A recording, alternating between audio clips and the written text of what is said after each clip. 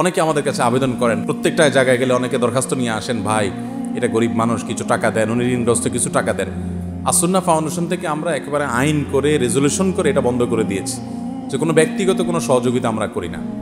আমাদের কাছে কোনো গরিব আসলে আমরা গরিবকে বলি, আসেন আমাদের ট্রেনিং সেন্টারে ভর্তি হন, ট্রেনিং নেন, বিনা পয়সায় ট্রেনিং নেওয়ার পর আপনাকে আমরা অবশ্যই ট্রেনিংয়ের জন্য উপযোগী হইতে হবে, ওই ক্যাটাগরিতে পড়তে হবে। বিভিন্ন রকম ট্রেনিং আছে আমাদের, কাউকে ড্রাইভিং ট্রেনিং, কাউকে শেফ ট্রেনিং, কাউকে কম্পিউটার ম্যানেজমেন্ট, কাউকে ওয়েব ডেভেলপমেন্ট ট্রেনিং, যার যার শিক্ষাগত যোগ্যতা অনুযায়ী। মেয়েদের জন্য আলাদা ব্লক বাটিক এবং সেলাই ট্রেনিং। ট্রেনিং দেওয়ার পর তাকে হয় আমরা চাকরি দিয়ে দিই, আর না হলে ব্যবসার জন্য উপার্জন উপকরণ দিয়ে দিই, এবং সেটাকে আবার মনিটর করে ব্যবসাটাকে এস্টাবলিশ করি যে ব্যবসা করার পর সে মাল সেল করবে কোথায়, সেলটাও আমরা করে দিই, যাতে করে একজন মানুষের পেছনে আমি 50,000 টাকা খরচ করব, 3 মাসের ট্রেনিং নেবে সে, এই 3 মাসের ট্রেনিং নেওয়ার পর মাসে 20,000 টাকার চাকরি পাবে।